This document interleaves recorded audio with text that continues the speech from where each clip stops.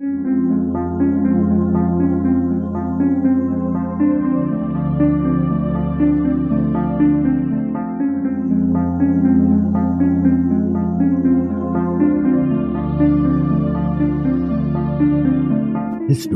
tells the story of the world and of our lives. Sometimes that history goes bump in the night.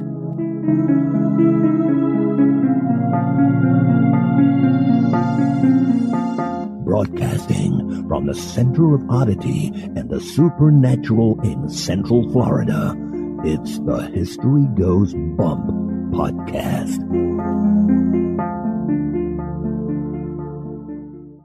Hello, you spectacular people. Welcome to this 436th episode of the History Goes Bump podcast. Ghost tours for the theater of the mind. I'm your host, Diane. And this is Kelly. Kelly, on this episode, we're going to be hitting a location that's a short drive outside of Kansas City in Liberty, Missouri. This is the Belvoir Winery. Lots of haunts going on here. Excellent. This was suggested by our listener, Seth Ackerley.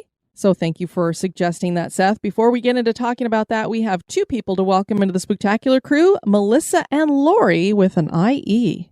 Thank you for joining us in our Facebook group. And now, this moment in Oddity.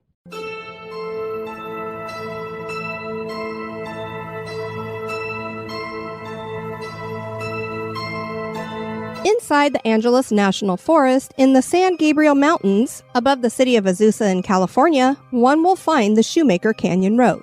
Sounds like an innocuous road until you hear its nickname, the Armageddon Road. This is a road that was never finished. Construction began during the early part of the Cold War in the 1950s and was meant to give the citizens of Los Angeles an escape route if there was ever a nuclear attack. What has been left behind are two abandoned long tunnels that measure less than 4.5 miles long. The project was left undone when funds just ran out. People can still drive the first 1.8 miles of Armageddon Highway and then walk or mountain bike the remaining graded dirt section that ends at the pair of tunnels. The tunnels are very dark, so be careful if you visit. An incomplete highway built through a mountain that was meant to escape a nuclear Armageddon certainly is odd.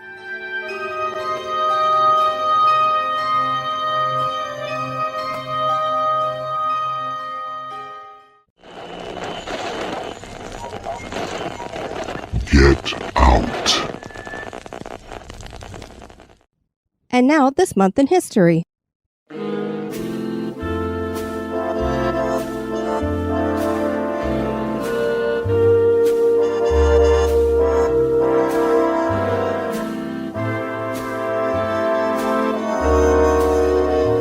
In the month of May, on the 3rd in 1942, the Battle of the Coral Sea begins.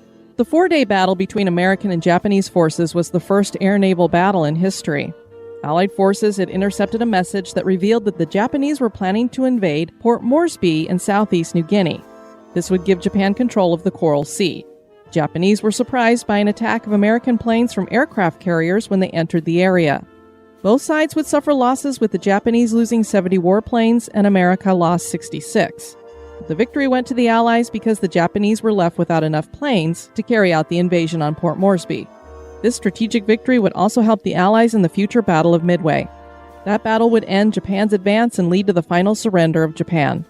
The greatest loss during the Battle of the Coral Sea for the Allied side was the USS Lexington. 216 crewmen died when the aircraft carrier was destroyed. We covered the haunted USS Lexington in episode 114.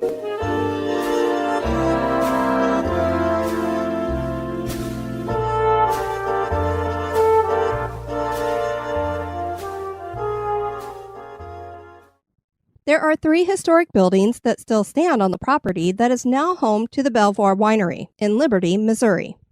The buildings were originally built as the Oddfellows home and served as an orphanage, a nursing home, a hospital, and now the winery. Claims of unexplained activity started in the 1950s, and the paranormal activity has only ramped up over the years. Join us as we explore the history and hauntings of the Belvoir Winery.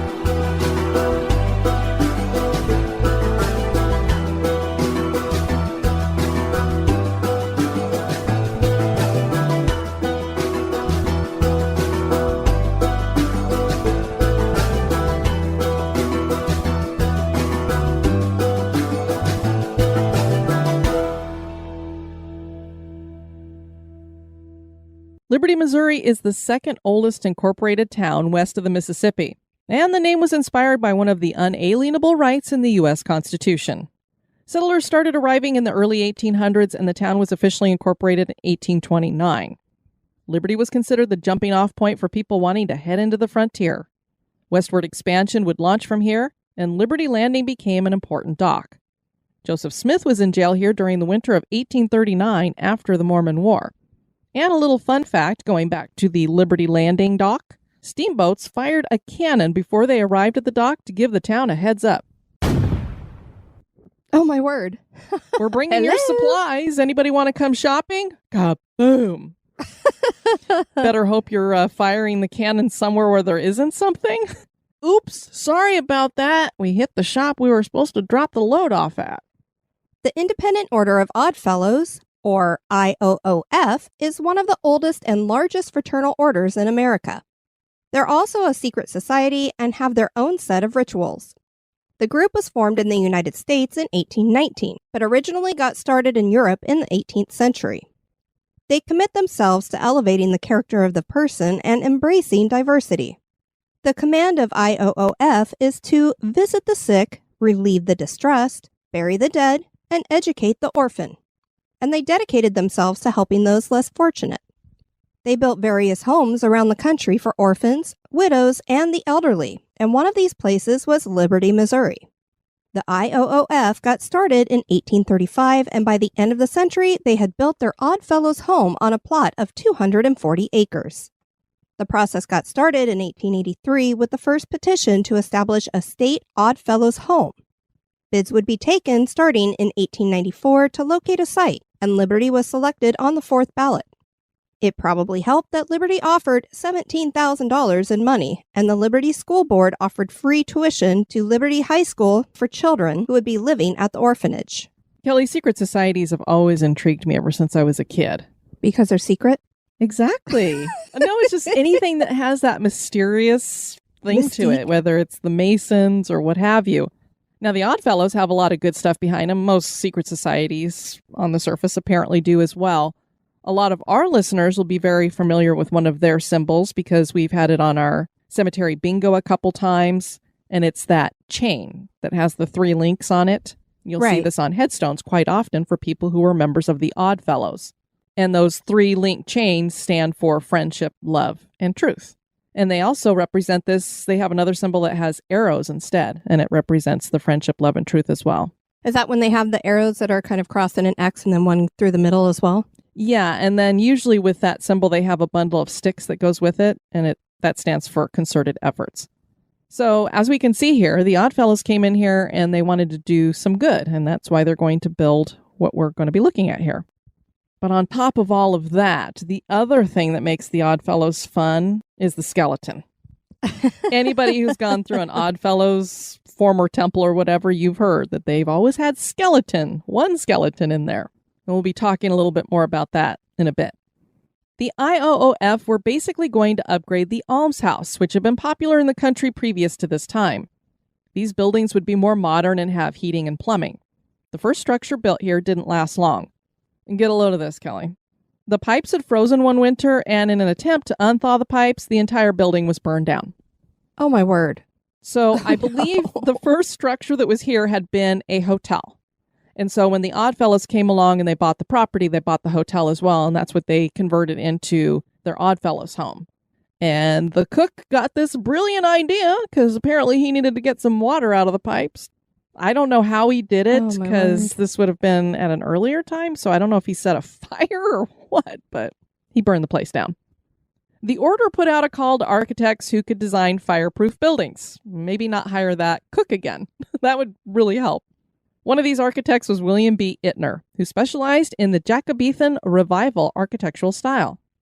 This is a unique style that mixes Renaissance Revival with Elizabethan and features high chimneys, cusped Tudor arches, steep roof gables, and terracotta brickwork. It's very cool looking, and I love the high chimneys. They always look so cool. If you're ever in the UK pavilion at Epcot, several of the buildings there have those high chimneys on them. Indeed, they do. To show you that Elizabethan style. For those of you who've watched Downton Abbey, Highclere Castle, which is where the family basically is at, is an example of this style. So if you just think about where they lived, you'll know what we're talking about. Something else that Ittner specialized in was designing schools. His firm had designed hundreds of schools in 25 states. He designed the main administration building. J.H. Felt and Company of Kansas City designed the school building in 1904 in the same style as Ittner's building. That was eventually torn down in the early 1950s. Architect E.C. Eckel built the Old Folks Pavilion in 1907, and yes, that is what they call it still to this day. The old hospital was designed by Samuel M. Hitt of Kansas City and built in 1923. Both of these buildings also had similar styling to the Jacobean Revival style. So when you look at what now is the 3 buildings that still exist on the property, they all kind of look like they were built at the same time and in the same style, but they weren't. It was just they made sure that they kind of kept them looking the same. Well, I'm glad because it makes it more cohesive, obviously. Yeah, and they're really, on the outside, they look really nice. You go on the inside, and there's some love that needs to be had other than for the main administration building there. So there were 4 buildings on the property by the 1920s. The main building, which served as the orphanage, an old folks' home, a hospital, and the school building. A bunker would be added that served as a storm shelter and was one of the favorite places for the kids to play. There was also a farm on the property and a cemetery. The farm produced really well, and as an example, in 1901 it produced 838 bushels of oats, 2,000 bushels of corn, 500 bushels of Irish potatoes, 3 tons of hay, 7,863 gallons of milk, 1,714 pounds of butter, and 325 dozen eggs. Sounds like my kind of store. Most of the food was kept on site for feeding the residents. For the order, these types of homes provided a type of health and life insurance. There was a promise of care for yourself and your loved ones. The old hospital was built in 1923 on the north side of the property. Unbelievably, at that time, this was the only hospital in Liberty. And even more unbelievably, this only choice for a hospital was pretty much outdated from the moment it opened, with narrow doors and hallways. Equipment and patient beds couldn't be moved through them. The property started out as pretty kid-heavy, but as the years progressed, there were more adults, and by 1951, there were no more children. But when the kids were there, they would often perform plays and give recitals for their elderly neighbors. I think that's kind of a really cool setup, because can you imagine how nice it would be for older people to have children around like that? Absolutely, and then it's like having tons of grandparents around. Yeah, for so the kids. They had all these mentors there and stuff. So I think that's a really cool setup to have a nursing home and or as they called it, an old folks home and an orphanage next to each other. They both needed each other. The nursing home was built in 1955. As part of the complete care at the Oddfellows complex, burial was provided along with a headstone. So it really was full health and life insurance, basically. One-stop shop. Yeah, so you know your family's going to be taken care of, your health needs are going to be taken care of, and when you die, they're going to go ahead and bury you and give you a headstone. Most of the elderly had no other arrangements, so they were buried at the cemetery on the property. Any current IOOF members could be buried in the cemetery as well. They didn't have to live on the property for that. In total, 10,000 people died on the property, but only 600 of them are buried here. Just outside the cemetery gates, it's a memorial dedicated to Liberty IOOF members who were killed in World War II. Jesse Limecooler's family bought the property, which only has 36 acres now, in the late 1990s. They started with refurbishing the main building and making the first floor their winery. Today, the Belvoir Winery is an inn and a preeminent wedding venue. They're open 7 days a week for wine tastings and tours. They host lots of special events, including paranormal investigations. And there's enough unexplained stuff going on here to attract ghost hunters, ghost adventures, and kindred spirits to investigate the property on their shows. The inn opened in 2017 with 8 rooms and 1 large bridal suite. In the following 2 years, 16 rooms were vacated in the middle of the night due to unexplained activity. So apparently some of these people don't know that inn there now is a little haunted. Jesse has been here for more than 25 years, and in this time he's heard voices, had doors open and close by themselves, and seen 3 apparitions. One of those was a young boy wearing clothes dating to decades ago. He told KMBC, "I looked down at my arm and it had, big goosebumps." When they say, Your hair stands on end. I mean, it's like a comb. It stands directly on end. And for those of us who we haven't seen an apparition necessarily, but been touched and stuff, it does. I mean, It has an electrical feel for sure. When it says your hair stands on end, you definitely feel that way. But with the way he describes it, I'm picturing a man with like curly hair on his arms and it just goes boink. It sticks straight. The way he described it. I just combed out my arms. Yeah. Many guests and staff have experienced stuff on the property. A guest named Danny was in the bunker with a group, and a woman suggested that they sing Ring Around the Rosie and see if they got any interaction.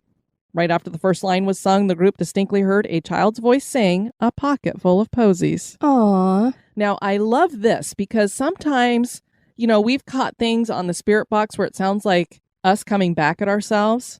Sometimes when you have an EVP and you get a little bit of weird distortion or something, it does make you wonder, is it just us somehow pinging back because the speed of sound has changed for a moment or something? But when you get the next line of the song and you haven't sung it, that's very cool. That to me is no doubt about it. We had something paranormal going on here. On top of that, the sound even echoed. That's amazing. Yeah. A man in black has been seen looking out of the windows of the nursing home building. The inn keeps a log where guests can enter their experiences, which I say all the time, I love when hotels and inns do this kind of thing. Ruthie W. wrote in August of 2018, "This little light of mine, I'm going to let it shine. So we put this song on my phone last night, turned off the lights, and began to record. Little white orbs danced around the room. They really loved that song. Thankfully, we recorded it so we can share it with friends. This place is magical, and we really love coming here. The wine and appetizers are wonderful, too." That's fantastic. We were watching a video before we started recording, and a woman was sitting out in front of it. I think she was a reporter for a local station or something. And she's like, they've got wine in here and these wonderful appetizers. And I've heard that it's haunted. If it has chocolate in there, I may never leave. And I was like, that sounds kind of like me and Kelly. Throw in some beer and yeah, I probably would just go ahead and stay. I'd be fine with just the wine, but I like beer too. Ghost hunters visited in 2013, and Jesse told the crew that he himself had experienced the sound of children playing on the third floor. He also brought his daughter with him one day, and while he was in the ballroom, she wandered down the hall and he heard her say, "Mommy, Mommy." And then he heard a female voice say, "Well, hello, little one." Jesse went into the hallway to see who his daughter was talking to, and there was no one else in the building. I was like, wow.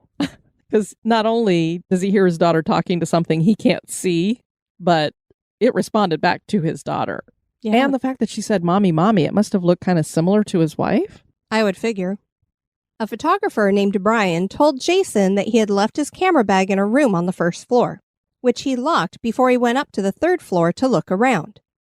When he came back down, he found the door ajar and the stuff in his camera bag had been rearranged as if someone had been going through it. He was the only one in the building at the time. The hair on the back of his neck stood up. So I'm envisioning, since we know we've got a lot of interaction with child ghosts here, you can imagine they're like, "Hey, let's see what's in the bag." And they're pulling the stuff out and looking at all of it. Definitely. I just, you know how I am when it's this physical interaction, touching things, moving things. It just amazes me. How does that happen? A woman told the Ghost Hunters crew that she had a chilling experience in the nursing home. She felt something pressing down on her, and she suddenly couldn't move her arms. She could feel them, just wasn't able to move them. She felt that it was something dark and negative. Piano music is heard in the ballroom when no one is in there playing. Amy and Adam were with the Ghost Hunters in 2013, and they heard music playing. Adam sat at the piano and played a few keys, and then they heard the piano again, but coming from somewhere else. So they go looking towards the sound of where they heard it, and they found another piano. So there were 2 pianos in the building. 2 other people on the team asked the spirits if the upcoming demolition that was coming for the nursing home would result in the dark energies in that building moving to the other buildings. The REM pod indicated at 2 different times that this would be the case. Now, this was back in 2013. Everything that I've watched since looks like the nursing home is still there. So I don't think they never did demolish it. That does seem to be where some of the negative energy seems to be at. So I don't know if that's why they're not demolishing it, because I know they do have some fears of it coming out of there and wandering around somewhere else, but I don't know. Ghost Adventures visited the winery in 2015. The guys had interference with their equipment and heard disembodied singing of children and a growl. The ovilist said Nick, send, Nick, Paula, out, and funeral. They also heard knocking and saw a misty apparition. The spirit box said, you take it. How you doing? I murder. I'm back. And several. Yeah, I don't think I like that I murder. Yeah, maybe not. This isn't a jail, so... Zach felt something grab his wrist at one point. Billy conducted an EVP session by himself for 2 hours and supposedly slipped into a catatonic state while doing that. Yeah, Aaron went to go look for him and had to kind of pull him out of whatever was going on. Whenever I see stuff like that, I'm like, yeah, I know I don't really buy that, but okay. Sometimes when we're investigating, I kind of get into a catatonic state, but I think it's because it's like midnight and it's way past my bedtime. You're falling asleep. Yeah, it's like a little catatonic. Did you hear that? It's the ghost of Curly. Oh, certainly. Kindred spirits visited in 2019. At this point, the nursing home was still standing and the activity in here had increased, especially in the morgue. So this is the one place on the property that has a morgue. And this building, the nursing home and the old folks home, is in a really sad state. So when people are investigating there, you got to be careful and stuff like that. The energy on the whole property seemed to be getting meaner. Women were getting their hair pulled and people were being pushed and pinched. Jesse said that he was in the old folks home with another person and they both saw something down one of the hallways. It looked like somebody had reached out from a room and put their arm around the door frame. And then the spirit peeked out. That's just peekaboo. That's not bad. Yeah, we're trying to teach the bird to play peekaboo. This was room 37 for those of you who would want to know that. Amy and Adam set up cameras in the nursing home and totally caught a creepy shadow figure. So they rushed over there to see what was going on. And I saw it. There was some kind of shadow, something that went past it. And I was like, yikes. But yeah, I would have gone running over there too. The batteries in their recorder were immediately drained. And so they replaced them. Amy was like, Adam, I thought I told you to replace these batteries. And he's like, I did. So one of their crew had to go grab some. Amy took the recorder down to where the shadow figure had been, and she left the recorder. They heard an audible voice behind them as they started an EVP session. They also saw a figure, you know this, Kelly, climbing along the ceiling in the way a human would not move. Very chilling. Yikes. Chip Coffey and Johnny L. Tenney joined Amy and Adam later. As they all investigated together in the old folks' home, Amy was touched on the back. An EVP led them to check out room 19. They had found out through their research that there was a violent man who had committed suicide in the old folks' home, and they believed they were speaking with this apparition. They had several names, and an EVP verified that this was Fred. So they had a lot of names on a piece of paper, and so they figured out that this was Fred they were talking to. And another EVP verified that the last name was Leitz. But nothing about this spirit was negative. So they believed that something else was causing the negative experiences guests were having. So every interaction that they were having with Fred was fine. He wasn't being mean to them. He wasn't telling them to get out. He wasn't pushing them, anything like that. So they're like, this isn't the person we're getting trouble from. Because they thought maybe it would be him since he, was supposedly violent and had killed himself. But they think there's something else going on there. The group then went to the nursing home and the negative activity started manifesting. There was an audible child's voice. Amy and Adam had heard the same voice the night before, and they believed it was trying to lead them out of the nursing home.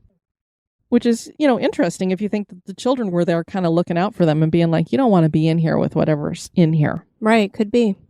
Chip felt that the entity was low-level demonic and after the kids, and they captured that weird ceiling crawling thing on the SLS camera, which, of course, they showed on TV, and it was like, ugh. I don't know what that is. I wouldn't want to see it without just being the stick figure that the SLS forms because yikes. Right, pretty creepy. And, generally, I think Chip Coffey is pretty legit. This one, it was hard for me to be like, absolutely, Chip is feeling this low-level demonic because he already had information before he went in there about this. So, if somebody has the information ahead of time, I don't necessarily believe them when they're saying that kind of stuff. Because, again, it's not that I don't believe in demonic activity. I just think it's a big rarity. And I honestly don't know why it would be in a nursing home. I mean, I know you have a lot of death in a nursing home and there can be loneliness and some negative feelings there. So I don't know if it's just coming in and feeding off of that or if there's been enough investigating going on here that it's manifested through that kind of thing. Right. And the big problem is you don't know how every team has gone in and investigated. That's they true. might have tried to summon a spirit and got something that they didn't plan on. That's true. I mean, anytime, I know a lot of our listeners have gone out on investigations. I haven't been in a place yet that has not been very specific about don't manifest, don't try to cleanse, don't bring in Ouija boards, don't do this, this, and this. And there's people who end up doing that kind of stuff. And it's just like we've talked about on some of the paranormal conversations that we've had with other people who do investigating. A lot of it's the energy that you're bringing in is what you're going to get out of it. So what, is Chip low-level demonic? Oh, stop. You're terrible. Amy and Adam got Jesse and his family and employees to help banish this negative thing with positive energy. This was at the tail end of the show. I thought it was a really neat thing to do. Everybody kind of stood on the outside of the building, put their hands on it. They just thought about positive things about the building, positive experiences they'd had on the property, singing songs, just really putting that positive energy out there. Because again, we believe in tulpas, and if you do have enough people coming in and thinking negative and looking for negative, it might have built up this kind of negative energy. Sure. Now, whether it actually did anything, I don't know, because the show ended like that, and we haven't been on the property, so I don't know if it managed to banish whatever it was, but at least for the time being, they felt a little bit better about it. For people who don't know, a skeleton was very much part of the Oddfellows rituals. The first one was a member named George, and he donated his skeleton to the lodge. Now, every skeleton inside an Oddfellows building is named George.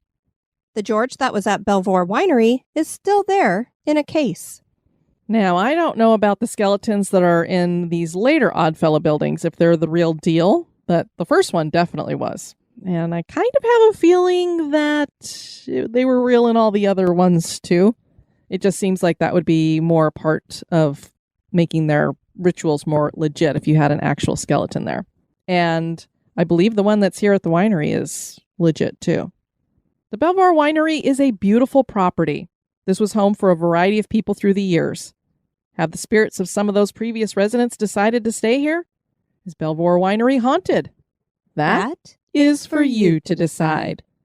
Well, if we ever get over to the Kansas City area, I definitely would love to check this out. I love properties that embrace when they have some haunting stuff going on there. And it really does look like a beautiful property on the outside and what they've done with the inside of it with the refurbishment and everything. We'd love to have you guys check out our website at historygoesbump.com. And if you'd like to send us some feedback, and we love it, you can send that to historygoesbump@gmail.com. Or as you guys all know, if you comment or send us messages through some of our social medias, we will also respond back to those and include those here as well. And along those lines, Kelly, I know we're a couple of middle-aged women, but we've finally gotten on the TikTok parade. Yes, we have. After hearing so much about it and having so many of those come across the reels on Instagram and on Facebook, I was like, maybe we should go ahead and start a TikTok channel. I'm glad we finally did. So you can find us at History Goes Bump. Please follow us there. We follow you back, or let us know your handle and we'll find you. And I decided the first video that we put up there, because here's another great thing that didn't necessarily start out as a great thing. Kelly, people always wonder how I have the time to do everything that I do. Right. But what they never think about is how the hell does her laptop take all that abuse? This is true, because it's a complete workhorse, just like you.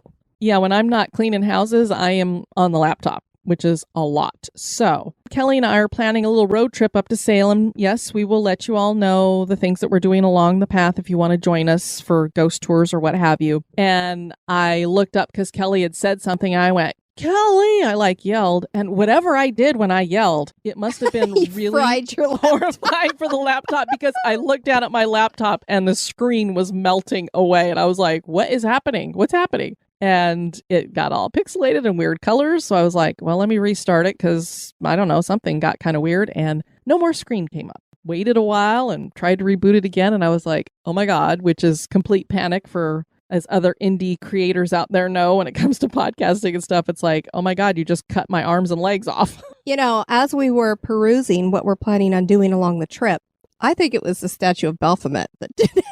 Because we had just gotten sidetracked onto a different website, essentially, and saw that. And it was almost immediately after that. Kelly, we don't believe in coincidences around here. We don't. And it was really funny because I was like, well, let me just put in, because I have haunted books about stuff in Salem, but I also wanted to see what are some other things to see around there. And so I just put in things to do in Salem, and it was like top 10 things to see in Salem. So, it had the Salem Witch Museum, and then it had the House of Seven Gables, and then the Satanic Temple. And I'm like, I don't know that I'd put that in my top 10 for like families. And it had pictures that went with each one of the suggestions. And the picture for this one was a statue of Baphomet with these two children that are looking up at him lovingly, or I don't know what the hell's going on with the statue. I know a lot of people have probably seen it.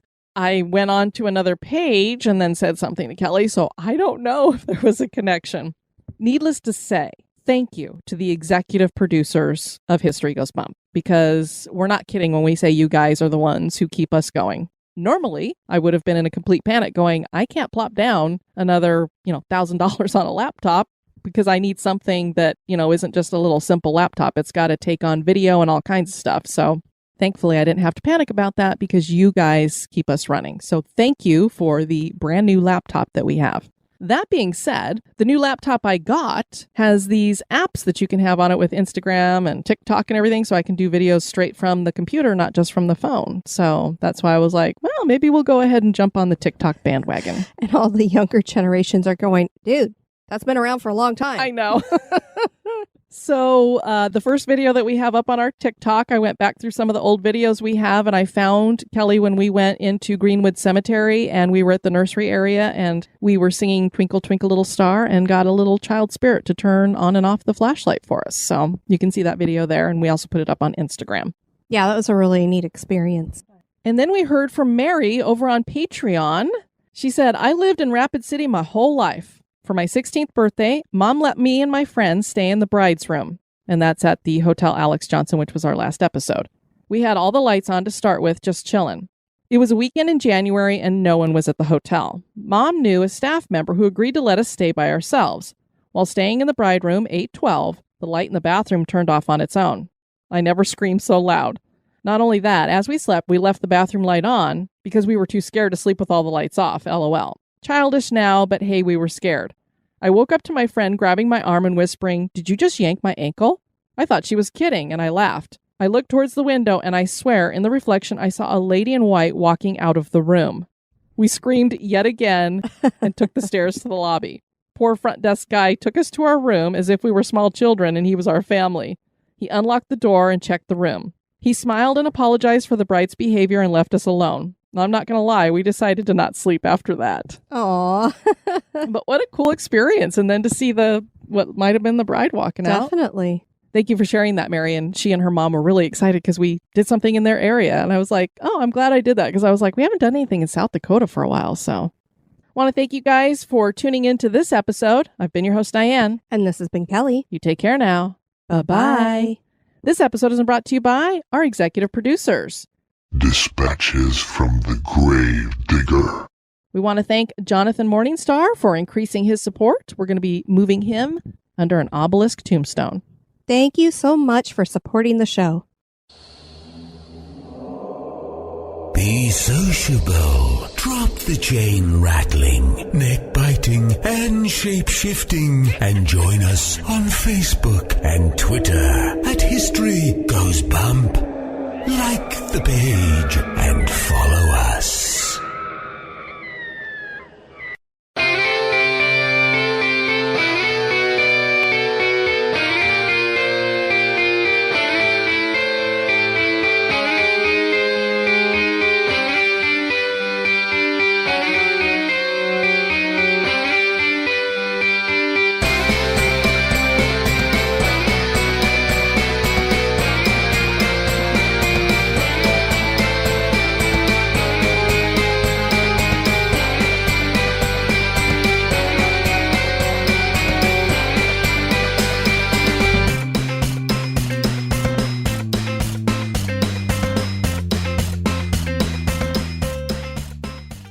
And this is... God dang. Are you there, Kelly? Tune My in your voice is just crackling away today.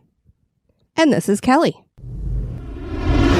There are 3 historic buildings that still stand on the property that is now home to the Belvoir... Now it's going to get in my head. Yeah, we were discussing, how do you say Belvoir Winery?